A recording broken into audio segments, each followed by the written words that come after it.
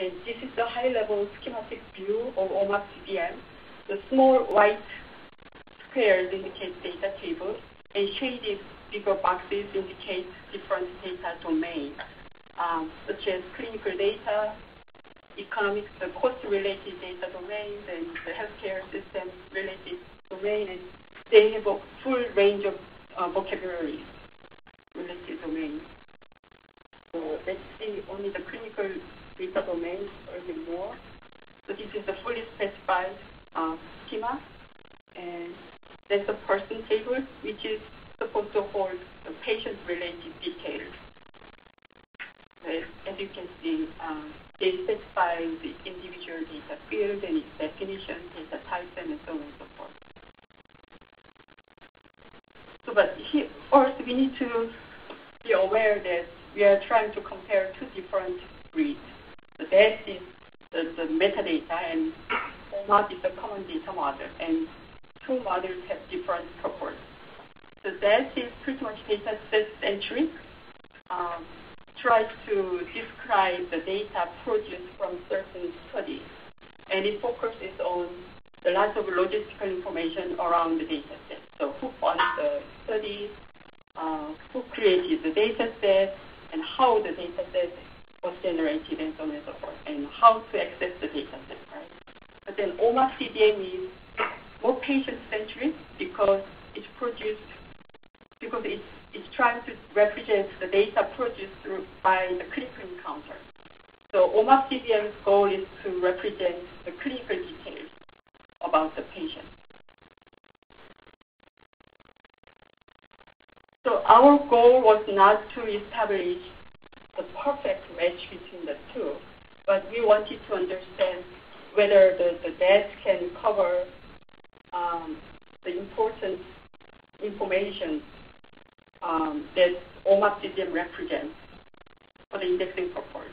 And at the same time, we want to see whether the OMOP CDM provides enough information for DATS required. And at the same time, we conducted a really light data set search use case analysis by reviewing 100 healthcare-related studies. We excluded all the genomics or microbiology-related studies. And we extracted data set search use cases by asking ourselves, how would I conduct data set search if I want to replicate particular studies? And we conducted item by item to item mapping, just like any standard mapping exercise. And then we identified which OMOP table can be related to the DATS entity. So quick summary of the findings. It's not surprising, but we found that many of the core DATS required information is not in OMOP CDM because they are simply out of scope, such as funding or who created the data set and so on and so forth. But we are not really worried because those information can be manually identified, annotated later when we actually have the data set. And secondly, as DATS is really robust and flexible, we were able to relate most of the OMOP CDM tables or properties to the DATS elements. However, we also saw a few tricky areas, meaning that there are more than one way of mapping the two sides of the elements, which I will show you now. So they are related to this area. And okay, so green items are the ones that we feel pretty comfortable mapping, if not confident. So person goes to material, but the person is patient. Patient, other details go to the dimension, and with the other many different clinical details. But then things get a little bit tricky. What about the providers, clinicians? So they are not material. But so we relate the provider to person table, So in that, person is defined as a human being, but not any human being, but those who conduct the research and involved in the data set generation. But then, is the clinician really the one who generates the data? We are not sure. So in that sense, should we move provider to material or the major, which is a little bit tricky. Other part is the care site and location, the same sense. So organization in that is where the study is conducted or the data set is generated. Hospitals and clinics, that's the place where the data set is generated, but the same dilemma is involved here. And things get even trickier. The drugs, the medication, device, and therapeutic procedures, we try to relate them to treatment entity, although we know that in that treatment is more of the study design related treatment, the intervention, right? So it's not really clinical sense of treatment. But if you think more about it, all this medication, device application, and therapeutic procedure changes the patient's condition. In that sense, it can be intervention or treatment, but we know it's just too much stretch.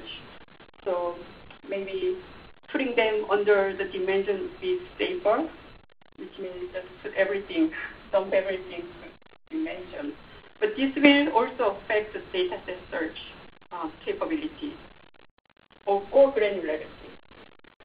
So for example, the type of the data set search we encountered most frequently from that 100 paper review was like this. So find me a data set that contains Asian female patients with hypertension treated with propranolol. We know for sure that current DATS or bioCADDIE implementation can support the second type of search, where we depend highly on the dimensions, on the clinical details. Like find me a data set that contains race, gender, and medication variable, and patients with hypertension. However, we kind of abuse the treatment entity to hold medical clinical treatment, and we can go a little bit deeper like this. So which level is the proper level to support? I don't know, which is something that we need to discuss.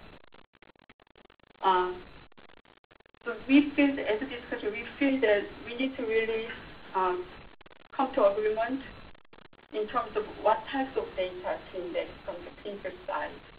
Do we really need to index provider-related information or the care code and encounter-related details? I don't know. And so based on our the data set search analysis, it seems that most studies require patient demographic related information for sure, and then disease related information, and often treatment related information. However, these 100 cases were these are relatively small, non-representative samples, so what we found is not really conclusive. And also, within the type of the data, how deep we need to index. For example, medication. Okay, medication name is good to index, but what about the dose? Administration date and time, and the discontinuation reason. Maybe that's too much detail to consider. I don't know. So there are many things that we need to think about and come to conclusion. Agreement. So definitely we need to refine the mapping and finalize the mapping with the help from the students group. And we are also planning to experiment the healthcare data indexing and search processes using different data sets. So ENHANCE is not really the clinical data set, but we included